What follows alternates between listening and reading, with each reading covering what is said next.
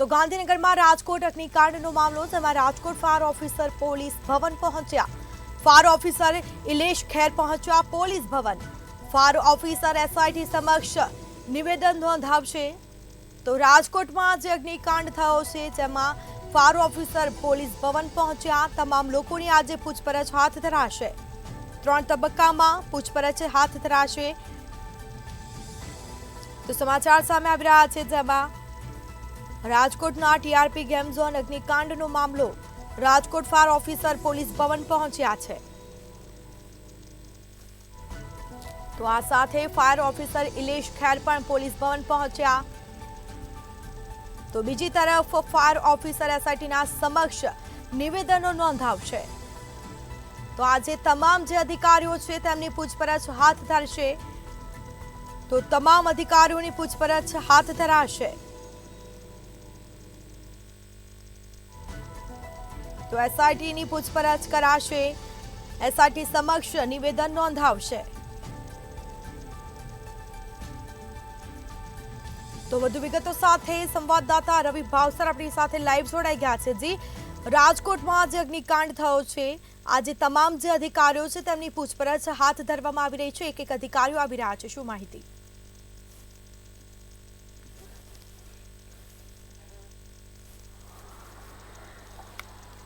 બિલકુલથી જો વાત કરવામાં આવે તો રાજકોટ અગ્નિકાંડ મામલે રાજ્ય સરકાર ક્યાંક ને ક્યાંક કટિબદ્ધ બની હોય તેવું સ્પષ્ટપણે લાગી રહ્યું છે. 7 અધિકારીઓને જે સસ્પેન્ડ છે તે સસ્પેન્ડ કર્યા બાદ જે બીજા અધિકારીઓ છે તે અધિકારીઓને પૂછપરછ માટે બોલાવવામાં આવશે. જો વાત કરવામાં આવે તો એસઆઈટીના વડા સુભાષ ત્રિવેદી દ્વારા ગઈકાલે નિવેદન છે તે નિવેદન આપવામાં આવ્યું હતું કે કોઈ પણ આઈએસ ઓફિસર હશે અથવા તો આઈપીએસ અથવા તો આઈએસ ઓફિસર છે તે તમામ લોકોની પૂછપરછ છે તે પૂછપરછ કરવામાં આવશે અને તે લોકો વિરુદ્ધ કોઈ પણ પ્રકારના જો પુરાવા મળશે તો તે લોકો વિરુદ્ધ પણ કાયદાકીય પગલાં છે તે લેવાશે. જેના પગલે હાલમાં અત્યારે તો જે અધિકારીઓ છે તે અધિકારીઓ હાલ અત્યારે ગુજરાત પોલીસ ભવન ખાતે પહોંચ્યા. સાથે જ જો વાત કરવામાં આવે તો તબક્કાવાર જે અધિકારીઓ છે તે અધિકારીઓની પૂછપરછ છે તે પૂછપરછ કરવામાં આવશે. એટલે કે કહી શકાય કે હાલમાં તો હવે જે એસઆઈટીની જે રચના કરવામાં આવી હતી ત્યારબાદ હવે પૂછપરછનો ધમધમાટ શરૂ કરી દેવામાં આવ્યો છે. પરંતુ જે પ્રમાણે જે આઈએસ અને આઈપીએસ અધિકારીઓને પણ પૂછપરછ માટે પોલીસ ભવન ખાતે બોલાવવામાં આવશે અને સાથે જ જે બધી વિગતો છે તે વિગતો મેળવવામાં આવશે.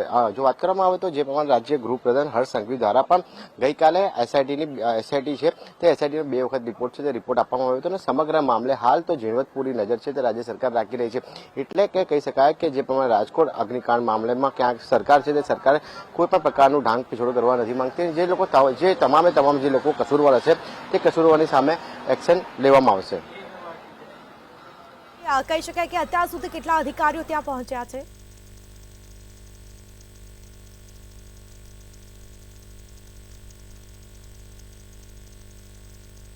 જે પ્રમાણે વાત કરવામાં આવે તો વહેલી સવારથી જ અધિકારીઓનો જે જમાવડો છે તે રાજ્ય પોલીસ ભવન છે તે રાજ્ય પોલીસ ભવન ખાતે જમાવટ થઈ ગઈ છે. જો વાત કરવામાં આવે તો જે પ્રમાણે એસઆઈટીના જે ફાયરમાં ઓફિસર છે ઇલેશ ખેર પણ અત્યારે હાલ પોલીસ ભવન છે પોલીસ ભવન ખાતે પહોંચ્યા અને બીજા પણ અધિકારીઓ છે તે તબક્કાવાર રીતે ગુજરાત પોલીસ ભવન ખાતે પહોંચે છે.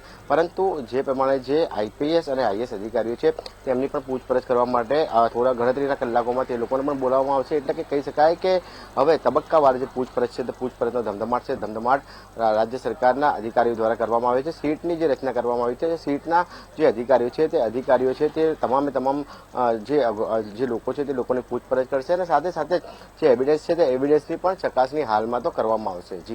જી બિલકુલથી તમામ જાણકારી આપવા બદલ આપનો આભાર. તો ફાયર ઓફિસર ઇલેશ ખેર પહોંચ્યા છે પોલીસ ભવન. ફાયર ઓફિસર એસઆઈટી સમક્ષ નિવેદન નોંધાવશે. તો એક પછી એક તમામ અધિકારીઓ આવી રહ્યા છે. તમામની પૂછપરછ હાથ ધરાશે. રાજકોટમાં જે ઘટના બની છે જેમાં રાજકોટના ફાયરના જે અધિકારી છે તે પણ આવી પહોંચ્યા. રાજકોટમાં અગ્નિકાંડનો મામલો સામે આવ્યો. રાજકોટના ફાયર ઓફિસર પોલીસ ભવન પહોંચ્યા. આ સાથે જ ફાયર ઓફિસર ઇલેશ ખેર પોલીસ ભવન પહોંચ્યા છે. તો બીજી તરફ ફાયર ઓફિસર એસઆઈટી સમક્ષ નિવેદન નોંધશે. તો આજે પૂછપરછ હાથ ધરાશે. તો આજે આઈપીએસ અને આઈએએસની પૂછપરછ કરશે. ગાંધીનગર ખાતે રાજકોટમાં અગ્નિકાંડનો મામલો, એક પછી એક અધિકારીઓ આવી રહ્યા છે અને પૂછપરછ હાથ ધરાશે.